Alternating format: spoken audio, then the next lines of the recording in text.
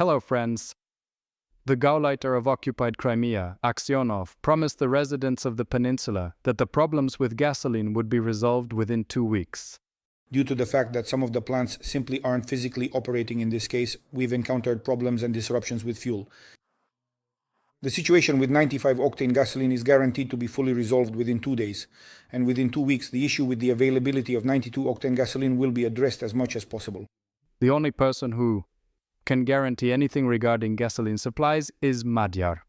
But the problem is, Magyar can only guarantee its absence. I'm in direct contact with all the federal services. The situation is objective.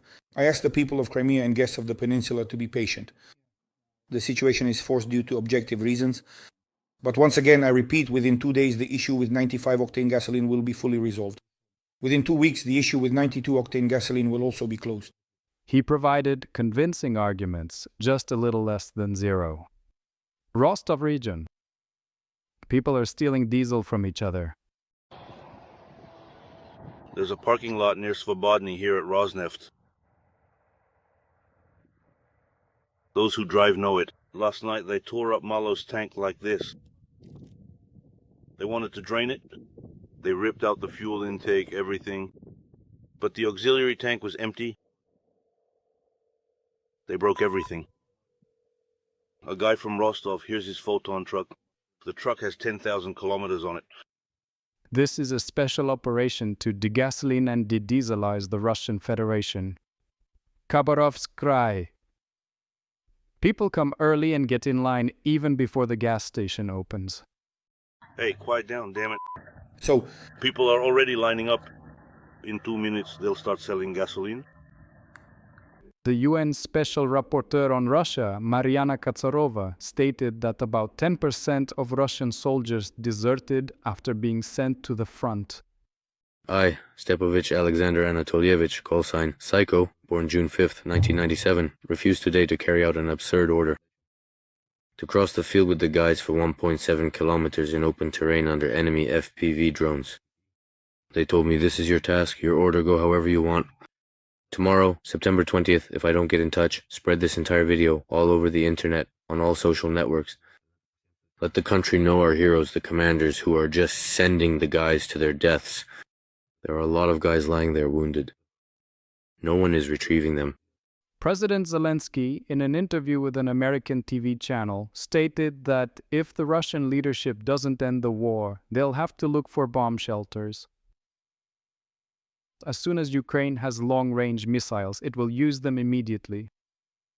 Krasnodar. Import substitution.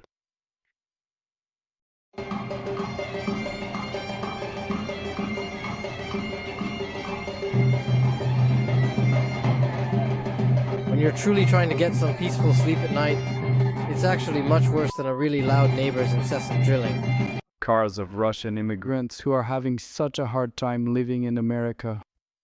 Today I spent a day at one of the churches with Russian-speaking immigrants in America. This is what their church looks like, and in the back there's another building, like a banquet hall. And let's just take a walk because propaganda says that immigrants have it so. But abroad they're all just rotting away over there. Just take a look at the cars parked here. These are immigrants, not officials. Regular working people come here, those who left maybe for different reasons, some political or simply for a better life. Just look, even the handicapped parking spots have cars like these parked in them. It almost feels like, maybe it's the State Duma parking lot or something. Officials came, parked their cars, or maybe, if you compare it to America, maybe it's like congressmen coming to work and parking their cars. What, not interested, huh? Not a single dirty car here. Or is it no? This isn't a dealership, an official dealer where they sell Lexuses. No, it's just an ordinary parking lot, regular immigrants, drivers. Builders, someone laying stone. I'll tell you, my dear bro, right now in Russia, it's truly like this. Those skilled individuals who meticulously lay beautiful granite, those who carefully work with exquisite marble, and those dedicated professionals who expertly install impressive monuments and sturdy fences, they can also comfortably afford to buy a luxurious Lexus vehicle just like this one.